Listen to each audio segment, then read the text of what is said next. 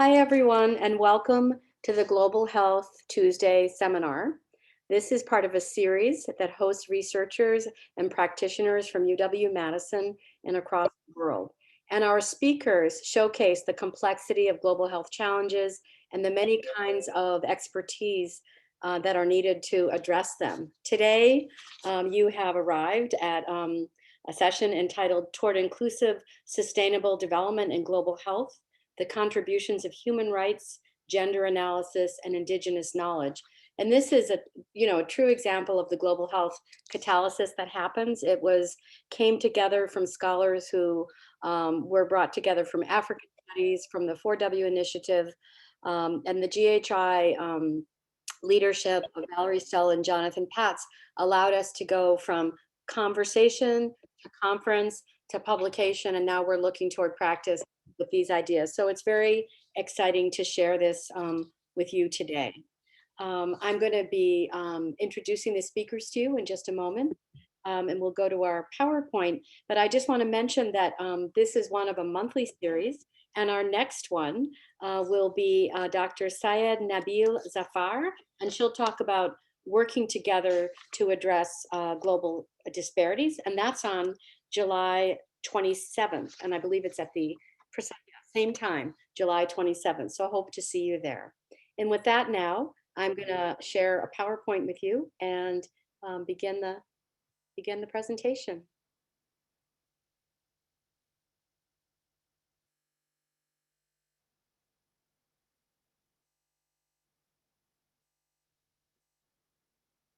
So welcome, as I said, to the Global Health Institute session on sustainable development and global health. We'll be highlighting ways that human rights, gender analysis, and indigenous knowledge can really strengthen global health initiatives around sustainability. And I'm going to begin with a land acknowledgement. And this is a point of reflection for those of us at UW and in many places. And I know we'll all have our words for these kinds of acknowledgements, especially today, because we're reporting on research that comes from a number of different countries, and they all have their different traditional, indigenous, and local knowledges.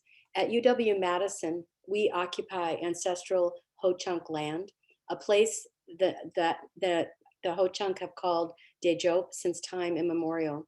And in an 1832 treaty, the Ho-Chunk were forced to cede this territory. Decades of ethnic cleansing followed when both the federal and state government repeatedly but unsuccessfully sought to forcibly remove the Ho-Chunk from Wisconsin. This history of colonization informs our shared future of collaboration and innovation. And today, UW-Madison respects the inherent sovereignty of the Ho-Chunk Nation, along with the 11 other First Nations of Wisconsin. And our students ask us, and this was shared with me from the Multicultural Students Center's Native Nations Working Group. So as a teacher, I take very seriously what students ask me to do. And they've asked all of us to consider the legacies of violence, displacement, migration, and settlement that bring us to where we are today, and to join together to uncover truth every day, even if they're difficult truths. And so with that, we will turn to today's subject. Here we have our speakers, and I'm going to introduce them in the order that they'll be speaking. So first we will have Dr. Sumudu Atapattu. She teaches in the area of international environmental law and climate change and human rights. Her most recent book is entitled Human Rights Approaches to Climate Change, Challenges and Opportunities. She is the executive director of the Human Rights Program at UW-Madison. She's also worked with the Law and Society Trust in Sri Lanka with the Center for International Sustainable Development Law. And she edited an important landmark publication there, Sri Lanka State of Human Rights from 2002. So then we will be hearing from Marie-Josée Houenou. And Marie-Josée is a 2018 Mandela Washington Fellow. We're always very proud of our UW-Madison Washington Fellows. And she's also a city advisor for Abidjan, for the Côte d'Ivoire in the C40 cities, which is a really important leadership role. She holds master's degrees in international environmental law, business law, and business administration, and she specializes in international environmental law. She works with cities, governments, and civil society to implement climate change strategies. And she will be telling you about the organization that she founded and the local conference on youth and climate change in her presentation. Then we will hear from Claudia Calderón. Dr. Calderón focuses her research on the intersection of agroecology, sustainability, climatic resistance, and food security. And she works using participatory approaches that empower women in rural areas of Central America. She also supports inclusive agriculture and growth that is respectful of the environment, where food production and exchange can occur for reasons beyond capital accumulation. And I am, in addition to being an associate, I'm Laurie DiPrete Brown, as I said, and in addition to being an associate director of the Global Health Institute, I also direct the UW-Madison 4W Women and Wellbeing Initiative. And I focus my scholarship on global health, especially the health and well-being of women and children in vulnerable situations. I teach in the School of Human Ecology and Civil Society and Community Studies. So these kinds of multi-sector work is part of what I really enjoy about being at UW-Madison. And with that, just want to share a couple of framing thoughts about this work, which, as I said, it went from idea to thinking together to publishing a framework, and now we're looking and thinking about ways to put it into practice. And this is the publication, and the three big things that we're bringing to the table is that good questions about human rights, gender equity, and local indigenous knowledge can complement the various sustainability strategies that might be being used.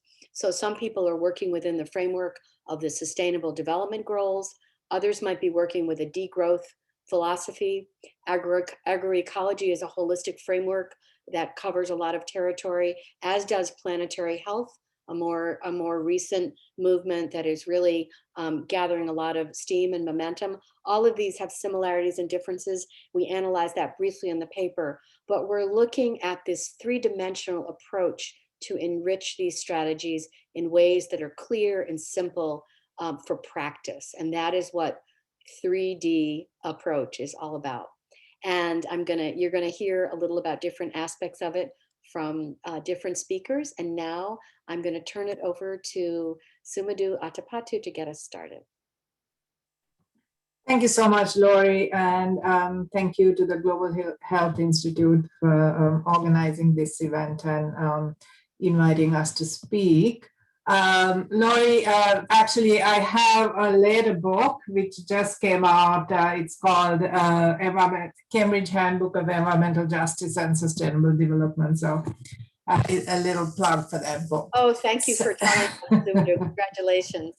Thank you. It's an edited volume. I did write the whole thing myself.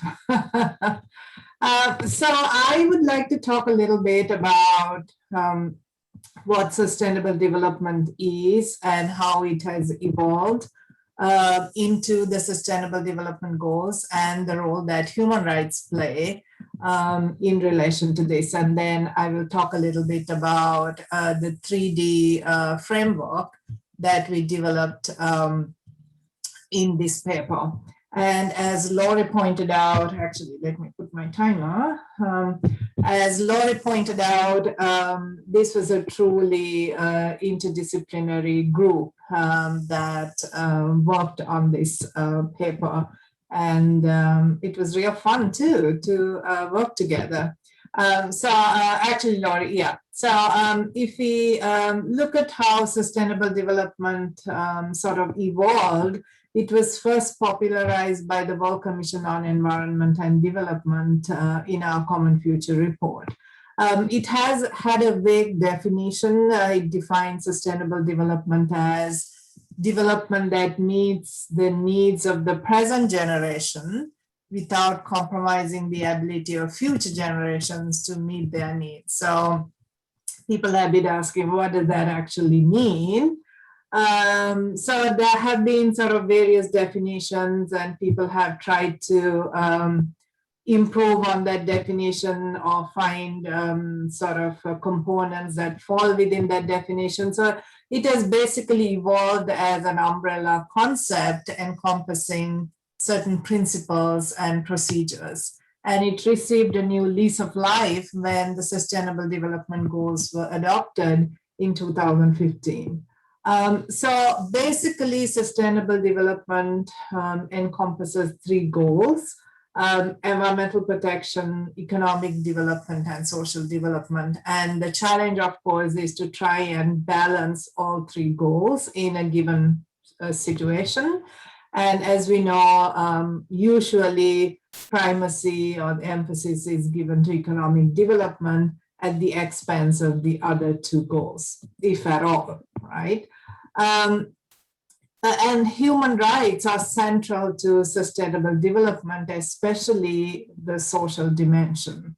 And we saw that in relation to the SDGs, for example, in Agenda 2030, the resolution that adopted the Sustainable Development Goals clearly said that human rights should underlie the realization of SDGs. And this is the language it used. It referred to human rights and human dignity, rule of law, justice, equality, respect for race, ethnicity, and cultural diversity, equal opportunity, etc. Next slide. Laurie, next slide, please. Thank you. So, so when you look at the three dimensions of sustainable development, some equate this to a three-legged stool. So the idea is that this tool of sustainable development is actually supported by these three legs. I'm sorry. Going wrong with the one moment. I'm sorry. That's okay. But I think we need to sort of reorient our thinking because the sustainable development model that's depicted by the three-legged stool idea is sort of says, you know, even if we don't give equal weight to the three legs, the stool will still stand, right? And this has been critiqued quite a bit because they argue that, some scholars argue that with this model, humanity is once again placed outside the environment, right? And humanity can neither have an economy nor social well-being without the environment. So in other words, the environment should form the floor on which both the economy and society rest. Next slide, please. So instead of this three-legged stool depiction, can we go to the next one? We should actually look at the environment or sustainable development like this. In other words, environment should be given primacy over both economy and society, because neither can exist without a stable environment. So we really need to reorient the way we think about sustainable development. And this picture really shows how we should treat the environment. Next slide, please. So with that in mind, we developed this 3D model, and we tried to see how we can bring human rights, gender equity, and indigenous knowledge into this discussion. So based on this framing, we developed a set of questions under each area, right? I'm not going to go through all of them. But basically, we wanted each of us to see how we can apply this model to the case studies, and whether by applying this 3D model, the projects would have been better the outcome would have been better, whether the design would have been better if we had applied this from the beginning, right? So it's important to emphasize that this model was applied post facto. It was not applied at the beginning of each case study. So with regard to human rights, what were the human rights affected in this case study? Were there any human rights that were infringed? Because in some instances, for certain issues, you might have to violate rights in order to achieve certain things, but how do you sort of balance that, right? How were the decisions made? Were the was the affected community consulted? Was their participation solicited? And if so, how? So these were some of the questions that we asked on the human rights that we told the collaborators to apply in relation to each project. Next one. Next slide. And then with regard to gender equity, again, we developed some questions so that these questions could be asked at the outset rather than at the end, obviously. So what are the different gender roles that are involved in this? Did the collaborators reference the International Treaty on Women's Rights, the CEDAW, Convention on the Elimination of Discrimination Against Women? How did the project address gender-based constraints? And what were the dynamics, gender dynamics within the household and outside the household? And it also had a question about sex disaggregated data. Next slide, please. And then finally, we developed some questions with regard to indigenous and local knowledge. So what was the role that indigenous knowledge played in this case? Was a worldview with respect to sustainability articulated?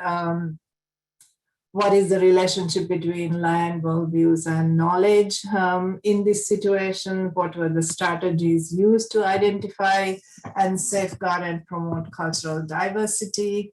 And what role did traditional knowledge play in this particular case? And what were the barriers and challenges? Next one, please. So I will take a couple of minutes to talk about the case study that I worked on. I mean, not personally, I looked at. This was last year developed by Savoda, the largest community organization in Sri Lanka. During COVID, they came up with a project to generate income and also to address food security in the country.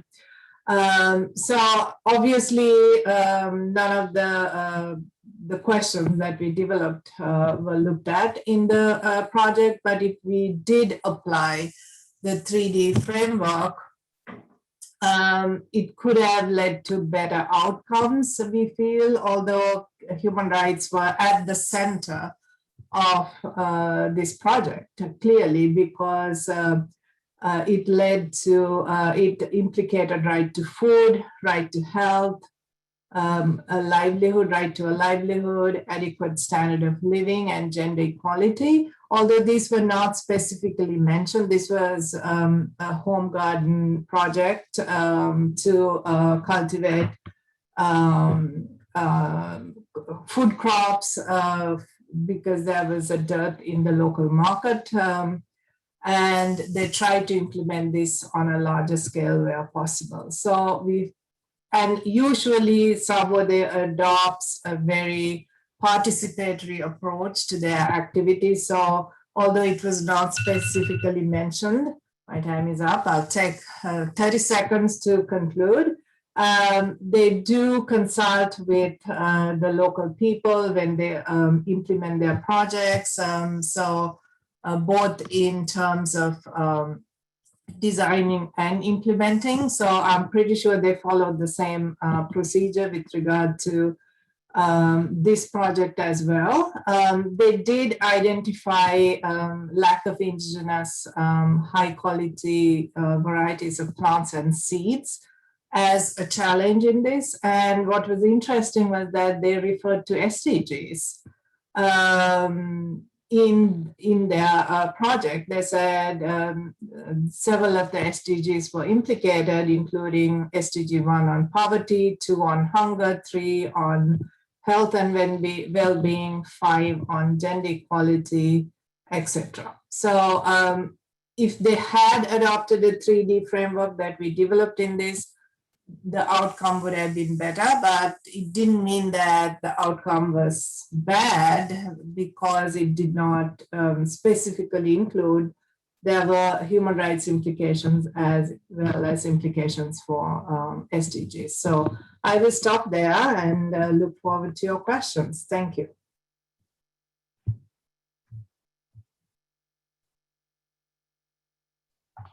Thank you, Sumudu. Sumudu, there aren't any clarification questions in the chat, so we will thank you and then come back to you for questions. And now I'd like to welcome Marie-Josée Houenou for the next presentation.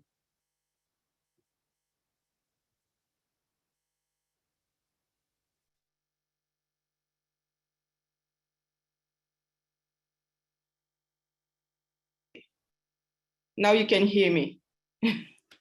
Hello, everybody. So thanks, Laurie, and thank you for the team for this opportunity to present our work.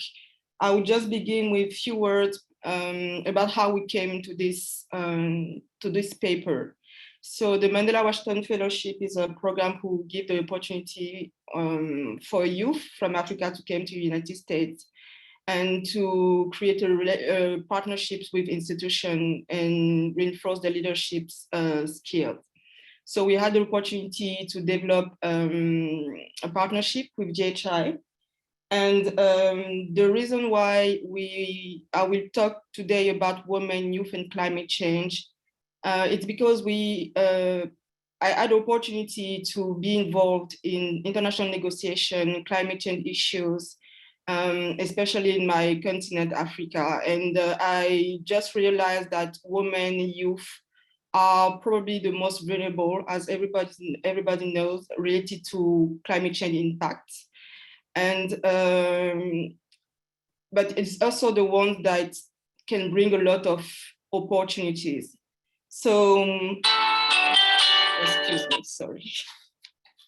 So today I will talk about women, youth, and climate change.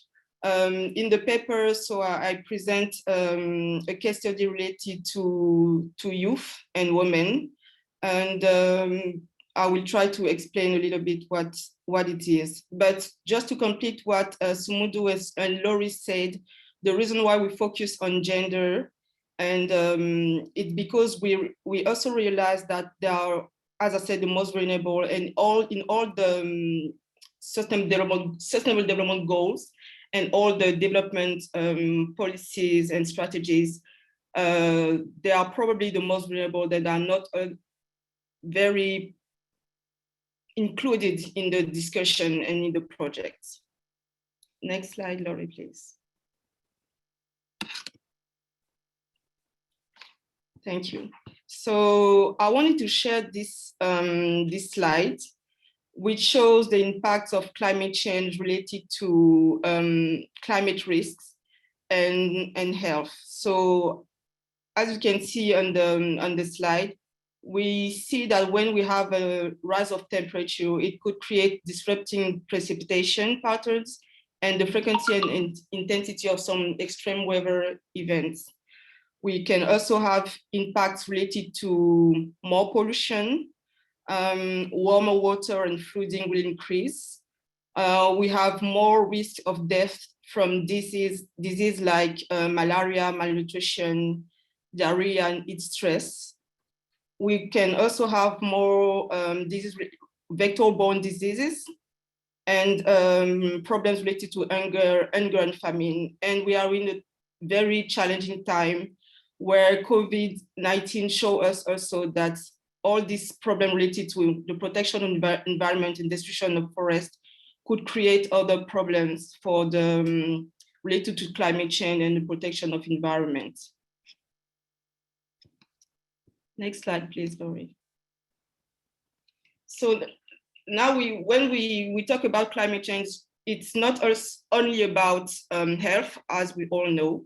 And as I mentioned, it's also about what women can do, how gender is included in climate change response and projects. So in this picture, you see me like talking like I'm telling big things. It's not true, don't believe it. But it's just to share with you the one picture of the workshop that we organized with JHI in September before COVID, so it was last time. And we had this discussion with youth, with different professionals who came and shared experience related to environment, agroecology, agriculture, and all these topics. So this brings us to this paper and to what I will also talk for the next slide, please. Okay.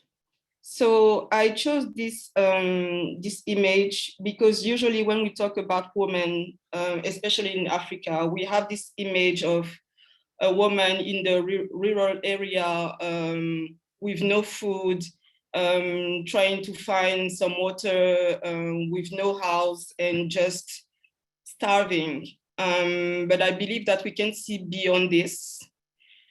Because there are a lot of opportunities and projects that women are implementing, and a lot of projects related to climate change that we can implement to support women in terms of adaptation and mitigation response to climate change.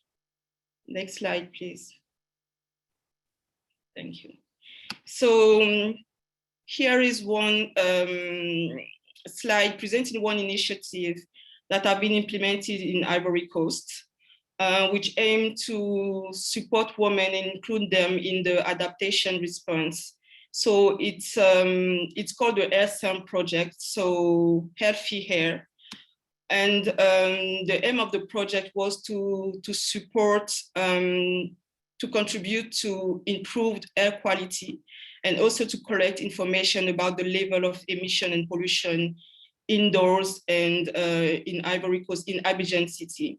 So what the project did is trying to have, as I said, information around the level of pollution, and also try to support women so that they can contribute to climate change. So what they did is that they selected some women in one area of Abidjan called Yopougon, which is probably the most crowded place of the city.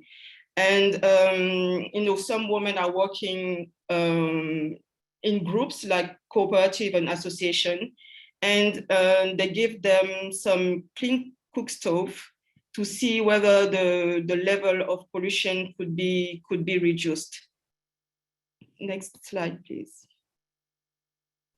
Okay, so this project was also linked with the Elcoy Project. Elcoy is the local conference of youth related to climate change, where we emphasized the role of women. So we went to the commune of Yopougon, and we supported the project implemented by CRDI, the Elcoy project I was talking about. And we trained women to use this clean cook stove.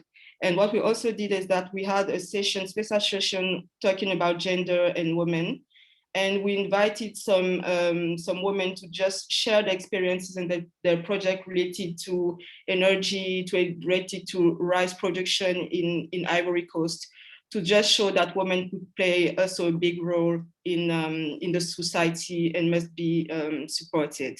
So this project also led to a study that have been coordinated by Professor Véronique Yoboué, and where they estimated that using one click stove could contribute to saving 1.7 hectare forest per year and 3 tons of CO2 sequestered per year. So the reason why it is important for a country like Ivory Coast is because we are one of the first producers of cocoa in the world, and we have a high rate of deforestation.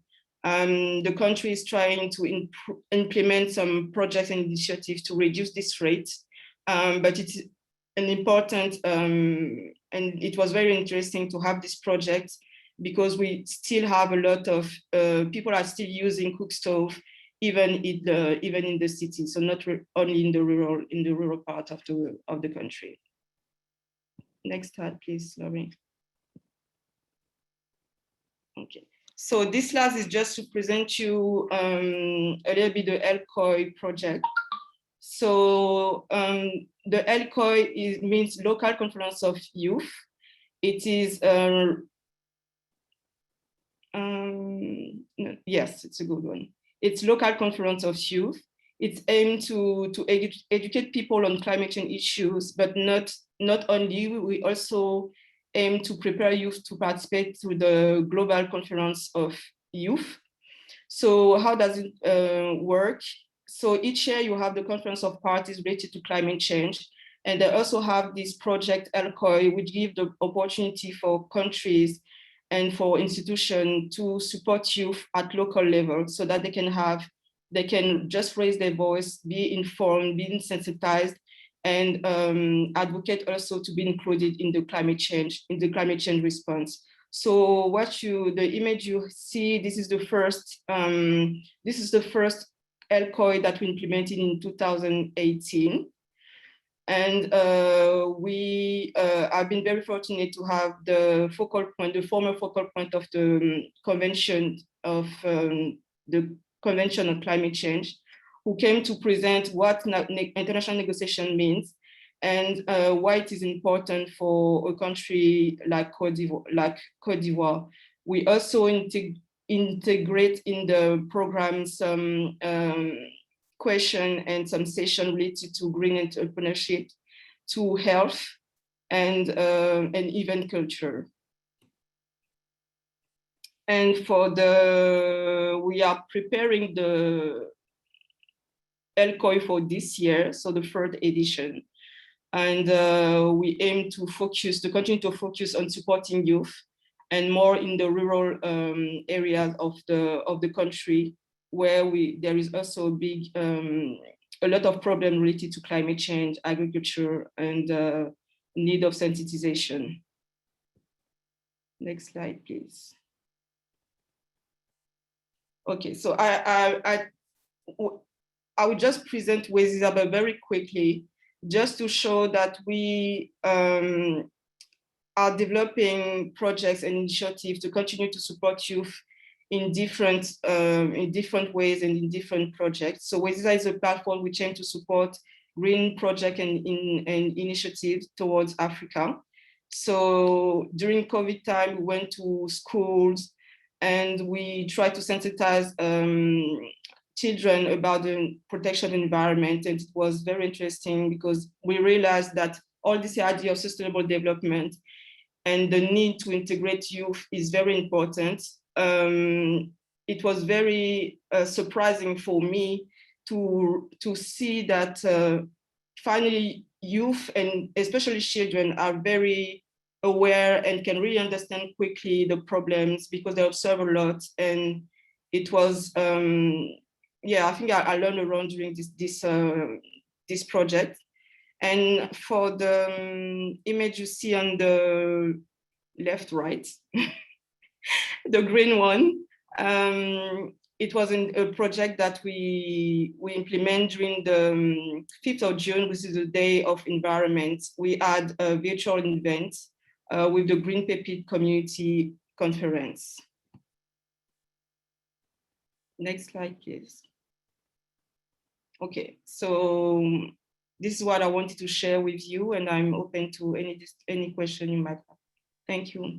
Thank you so much, Marie-Josée. Well, we're making a trip around the world here, and we're now headed for Guatemala, the Western Highlands of Guatemala, and I'm going to invite Claudia Calderón to unmute her mic and tell you about this case study. Well, good afternoon, everyone, and thank you for joining us. As mentioned earlier by Sumudu, our three-dimensional model integrates human rights, gender analysis, and local and indigenous ways of knowing. So just bringing that back to the forefront of our conversation. And I'm going to be talking about how we can apply this 3D model on a project that is focused on agroecology. And I invite you to think about the ways you can connect, even though it's going to be focused more on agriculture, how you can connect these to your global health work. And this was particularly taking place in Guatemala. And can you share the next slide, please? Guatemala is located in the southeastern region of Mexico. So if you see on the left side of the screen, you have a little gray Guatemala on Wisconsin. So it's very small. It fits in Wisconsin very loosely. And if you go down, down, down, down and pass below the Yucatan Peninsula, you're going to hit Guatemala. So there are different agroecological movements in Guatemala, but the one I'm going to refer is in the Western Highlands, the section that is highlighted in gray in the map on the right. And it's important to talk about the definition of agroecology, because there's so many definitions, some more institutional, some are used more in the global north, some more like in Latin America. But it's important to start with that definition. Agroecology, as I'm talking about, is a science, a practice, and a social movement. And that is very important because it is referring to a food production model that is trying to seek a transformation of the agro-industrial model. This agro-industrial model is a profit-oriented rationale. And the agroecology that I'm speaking of is an agroecology that is based on principles that are adapted to small scale, family and local production, and includes diversification of crops in the farm, reduction of external inputs. So we're talking about trying to produce most from within the farm and try to incorporate less agrochemicals, and also a rescue of ancestral practices, the support of food sovereignty and indigenous worldviews. And next slide, please. But farmers are facing a lot of challenges. So just to interact a little bit and to get a little bit of your ideas of what type of challenges are smallholder farmers in the world facing, if you have some time, if you imagine yourself holding a piece of land, what do you think would be your challenges for production of food? So start typing in the chat, and I'm going to keep talking, but I'll look back at those comments in a little bit. So what challenges are affecting smallholder farmers?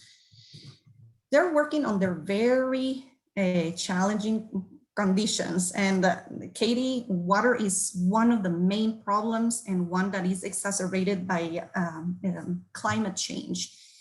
But there's also steep terrain, lack of basic infrastructure, weather extremes, like Lisa's mentioning, and a lot of these that you are mentioning are weather or geography related, but there's other more political or geo or social access to information and technology.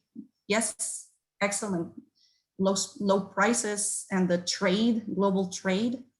But think about also extractive industries, dams, mining, palm oil, armed conflicts, torn social fabrics, insects and pathogens, great. Think about also about migration levels and how that affects the regions that are left without people to work the land. And as Marie-Josée was mentioning, the importance of youth. There's a lack of youth that's globally that is interested in working in agriculture. So there's a lot of challenges, but there are some alternatives that are not requiring a lot of technology. And let me describe what these agroecological practices that I've found in the Western Highlands of Guatemala, how they are being used by smallholder farmers and their impact in providing resilience and support for food sovereignty. To connect these with our 3D model. If we start with this list, one of the ones that I wanted to bring to the forefront is the valorization of local and traditional knowledge. So this to support that, that third leg or third dimension that we wanted to bring. a lot of the indigenous worldviews and value system are focused very differently in how the production of food is taking place. And it's not, as I mentioned, not producing food to make money. They're producing food with a very holistic perspective that is centered in the commonality, in community, in the benefit of everyone, and includes an approach that considers the environment. So it's a down-to-earth wisdom that has sound way to produce food and considers these values of indigenous worldviews and epistemologies in their actions. There's also ancient values of reciprocity, and this is super important. And for COVID, it turned out to be really important because there's a lot of times trade cannot happen in an economy-based system. Here, it's based in solidarity and bartering and exchange of goods. There's collective action and knowledge sharing, that farmer to farmer type of information, ecological integrity. So it's not growing and exploiting the soil and the land, but considering as a whole and humans as part of nature. There's an important use of native seeds. It's not valued when agricultural extension agents go. They are dismissed. Everything that is traditional or native, it look at something that is not highly productive, but they are resilient, they're adapted to the environment. So we need to change our narrative, not only in our research, but how we're teaching our students in the universities. Crop diversification, as you can see in the image here, there's polycultures. And there's not only like herbaceous plants, you can see there's trees, and trees are very important. They're perennial. They have deeper root systems. They can be very resilient to climate change.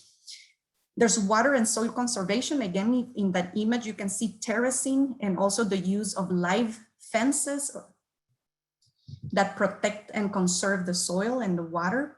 And the use of local and available technology, reliance of local inputs. So they are making their bioferments with the information and resources they have in locally. They're applying to protect for pests, as someone mentioned, insects or fungus or worms, any other type of pathogens. And something that is very important, particularly for the Midwest, where we have decoupled agriculture, the plant and animal science in agriculture. In these regions, they still have like a system of rotation with animal husbandry, where there's an emphasis of nutrient cycling. So the manure from the animals go back to the fields, and the fields have food that is providing nutrients for the animals.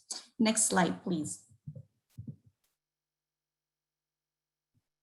So I'm going to go fast because I want to go to the questions, but we wanted to talk about gender lens and how agroecology is trying to identify these gaps in agriculture. It's important to have a gender lens, particularly when we're thinking that women compose on average a 43% of agricultural labor in low and middle income countries, and 2/3 of the world's 600 million livestock keepers.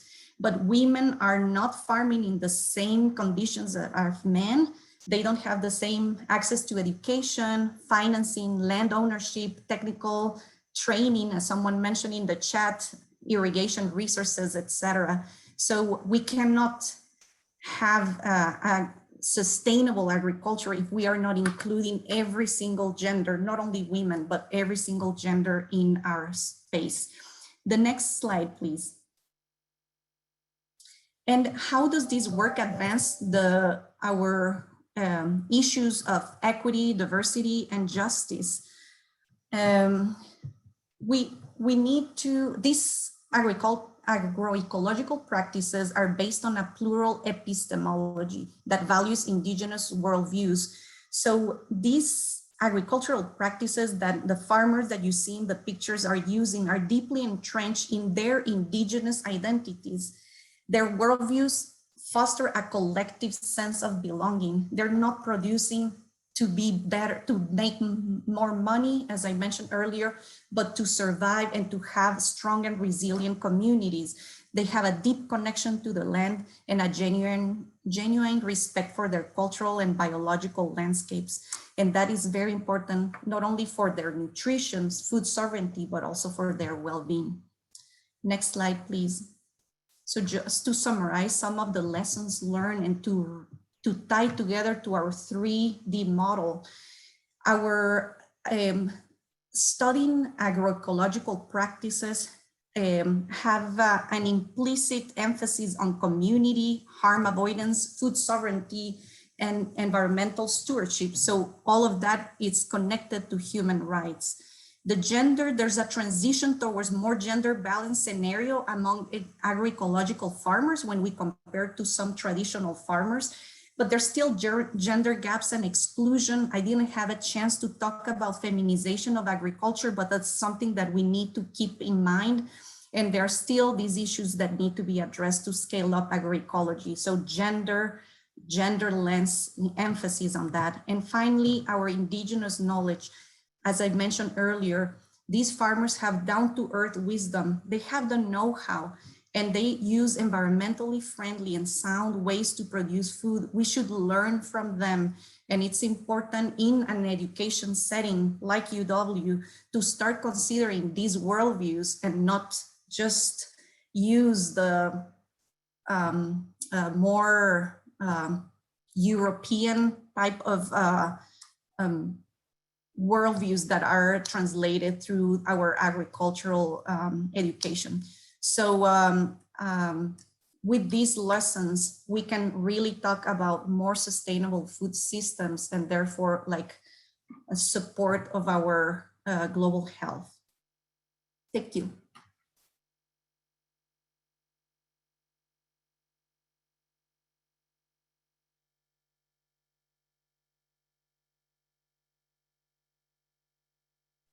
Thank you so much, Claudia and everyone. Now we're going to turn to some questions. And I guess I will have a question to start off with, since I don't see any in the chat yet. I'm looking for my stop share symbol here. There we go. I'd like to hear from the 3 speakers. When you think about this paper that now has been out about a year, how has it impacted your thinking and your work going forward? And what kinds of things are maybe a little bit different for you? While you think about that, I'm going to just say very briefly something about the Sustainable Development Goals, because we have, sometimes a bad habit of using the acronyms SDG, and there's no reason why that specialized acronym would be known to everyone. So the Sustainable Development Goals were adopted in 2015, 17 goals that together could make life better for people and the planet and the economy with sustainability in mind. And it's a program. Each goal has sub-goals, and it's a program of, things that could be happening for the next 15 years. So it's sort of a master plan for 15 years of improving sustainability. There are things like address hunger, education, food, water, equity, gender equity, but also things like cities running well and being sustainable, things about energy being sustainable, climate change, number 13, a very important one.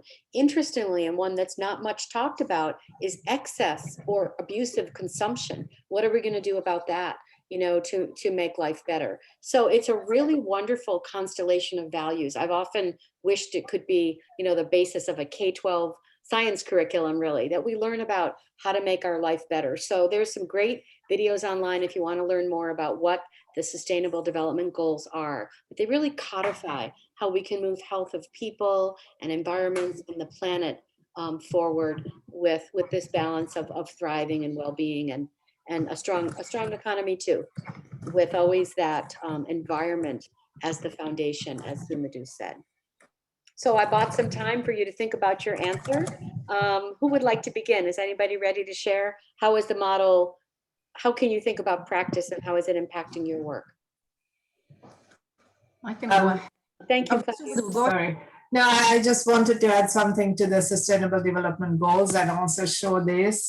This is how it's usually depicted. It has 169 targets in addition to the 17 goals, and every state in the international community signed on to the Sustainable Development Goals, and for the first time, we have a set of goals that embodies all three dimensions of sustainable development that I referred to. And this was the first time. We have been talking a lot about right to development and sustainable development separately. And this was the first time that the international community came together and put all three dimensions or the goals of sustainable development under one agenda. So I think it was huge, but of course, achieving the goals is a different matter. And I will briefly say how it has affected my work. I mean, I work in the legal field. So it has made me think about different frameworks in a much more integrated manner and to, I mean, I always looked at different frameworks because I work in the environment field, and you just cannot talk about law without talking about science, because law is very much science driven, and you really need to adopt a more integrated approach. Yeah, I mean, it made me think wider in some sense, and to integrate these different sort of dimensions to my own work. Thank you. Thank you, Sumudu. Claudia, would you like to go next? Sure. As a biologist, usually we are told to focus on the science, and that science is unbiased, and there's not a lot of talk about the humanities side. And when we're talking in agriculture, we want to talk about the crop and leave aside all the other social, environmental issues that can be related to the work. So I have been really interested, particularly in those intersections, but having this three-dimensional framework gives me more power and arguments to be able to relate, okay, like this is why human rights and bringing some of the ethical approaches and importance of these issues to the biological work that I'm doing. Thank you. Marie-Josée, what about you? Yes, I think Sumudu and Claudia said everything already, but yes, talking about sustainable development goals, I think it's what we should keep in mind. It's like indicators to know whether we achieve some goals, and be sure that all humanity have access to a decent life. For me, this is what sustainable development goals are about.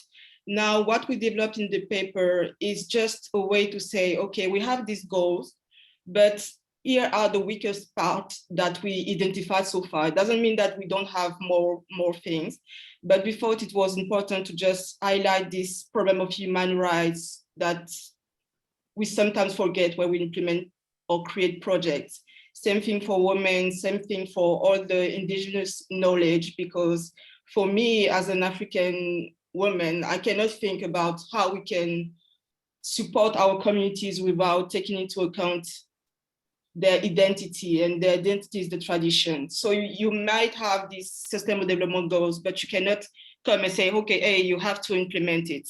It's not sure that it will work. And we see that on the ground, trying to implement some projects. And sometimes we have some big institutions coming, trying to implement interesting projects, but sometimes didn't work because we didn't take into account what the community is, what they need, and how they work.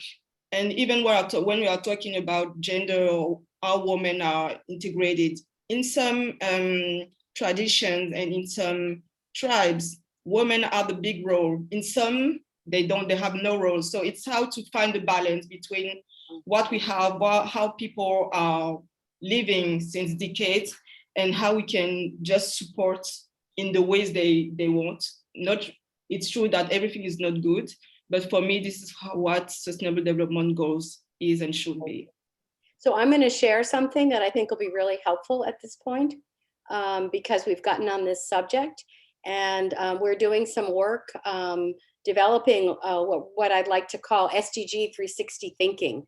You know, how do we start thinking like that? And Sumudu showed that set of boxes, but really, and there's 193 countries, 17 goals, lots of indicators.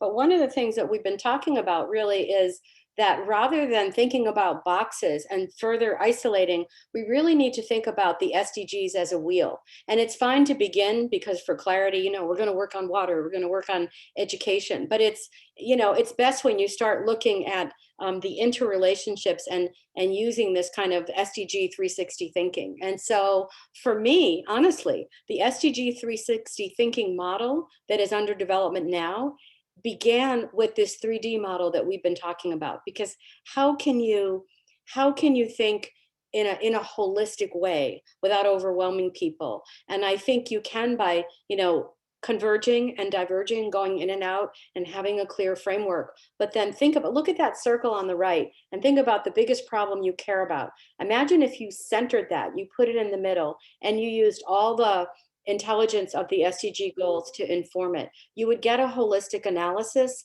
that would help you to see co-benefits and help you to optimize. It might help you to see some errors in your thinking, some things you could prevent. And let's be honest, it's going to help you see some trade-offs that are inevitable. But then you can talk about those transparently, fairly, and democratically, and you can build trust to make tough decisions together. So this SDG 360 thinking is where, you know, is where this initial article has taken me. And when people say, how do I do SDG 360 thinking? What are some tools? This tool is one of the tools that we've been using. So, you know, since we got on the subject of the SDGs, I thought it'd be fun to share that. And Claudia is sharing here, Jonathan saying that the SDG 360 thinking absolutely is some methodology for health and all policies. And also this is a transdisciplinary thinking.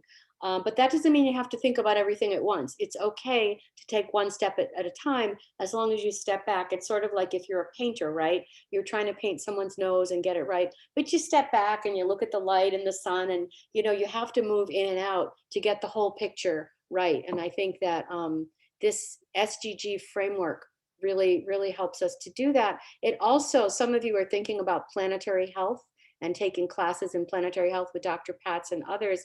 And I think of the SDGs as a way to localize planetary health. It helps us take it to a particular place and operationalize planetary health. So all of these frameworks are really aligned, and there's just a lot of good ideas to share with young people, to share with you for change making. And it does, and working with these wonderful women on this people, but they happen to all be women on this paper, was really joyful for that reason. They're people who want to make change and think we can, and want to look really hard and do some serious truth telling about our own work. We all saw gaps in our work when we saw the 3D model and realized things we could have done better. And that's a sign of a good model.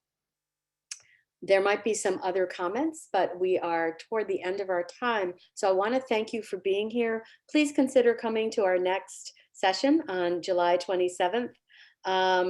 And we have Kaylin Ostrowski saying she's excited about some work she's beginning. She's doing some great thinking on industrial hemp and also using the SDG framework and the SDG 360. And the citation of the paper I will share, and it's in the PowerPoint as well, but I think I will, I don't know how to share it with you, but Michelle, you're asking for it. I will email you that one slide, and then we can figure out how to share with the whole group as well. Thanks to all for being here, and have a great evening. See you on July 27th.